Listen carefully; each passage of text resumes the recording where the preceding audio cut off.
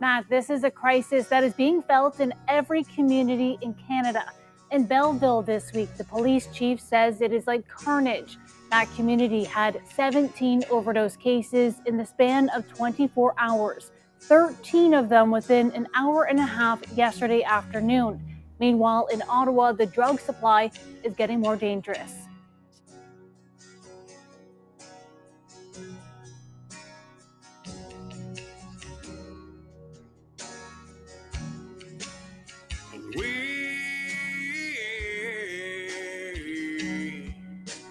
Chase misprinted lies, and we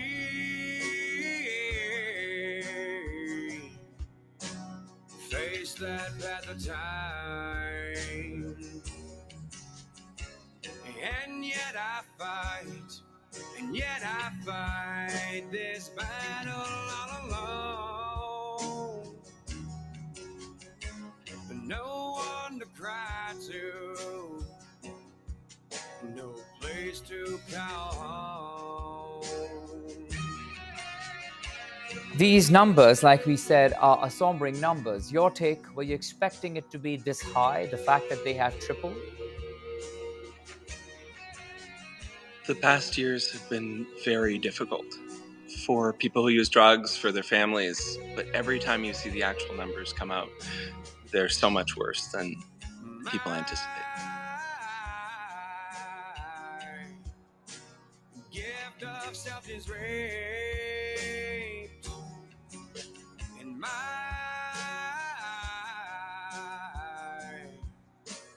privacy is raped,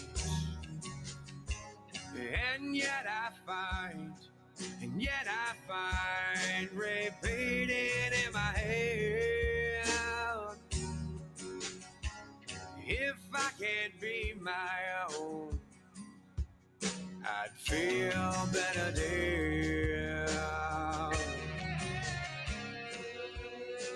The downside to living in a free country is that people can do really shitty things to themselves, including do drugs. There is this line that gets crossed where people are no longer competent to make their own decisions. Yeah.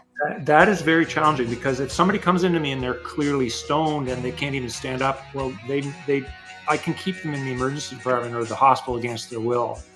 Once they're sober enough and they can explain to me, the dividing line when I have to let them go is when they are able to walk and talk. They did it without engaging the community. They did it without any community input. They did it, actually, the public health department did it without even telling the mayor. They just did it. And then they said, oh yeah, we did this, mayor. And by that time, the mayor was like, oh, well, we'll try it. 11 months later, that site closed. Within that 11 months, when the data came out, less than 1.7% of the people that actually identified as having a substance use disorder were connected to treatment. And there's no data on how many of that 1.7% actually accessed drug treatment. And all of that cost the city $22 million.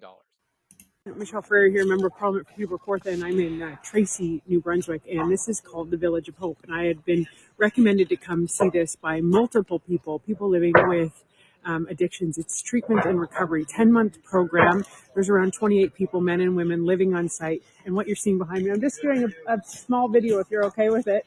And I'm showing these guys right there. Do you see this? They're working, they work on site. Very limited supervision.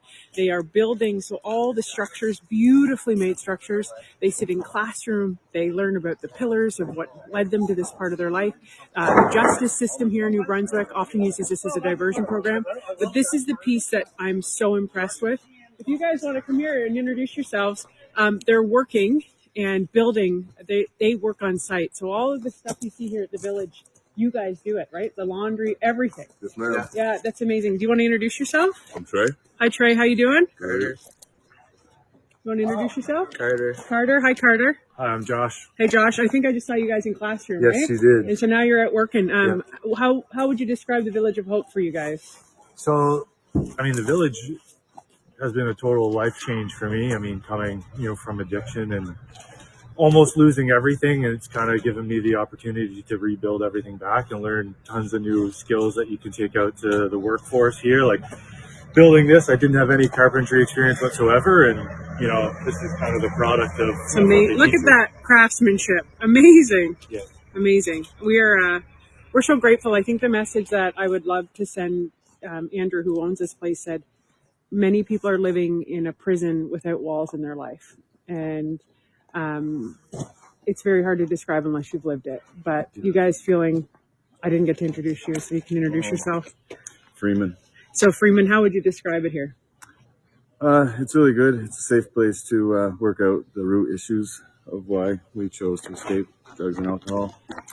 And I guess for me, I had a relationship with the Lord before and walked away from it. So I know it works. I know that it works if you're following that every day. So I'm trying to get back to it. Thank you guys for letting me share your story. Thank you for sharing your story. Thank you for letting us all tour here today and to see what works, because I believe if we tour and we see things that already are in existence and working, we don't have to reinvent the wheel, right? Absolutely. So thanks for doing what you're doing. Congratulations. You guys Thank you give this the hope that so many people need. They don't know that what they're living isn't permanent, right? Yeah. That feeling.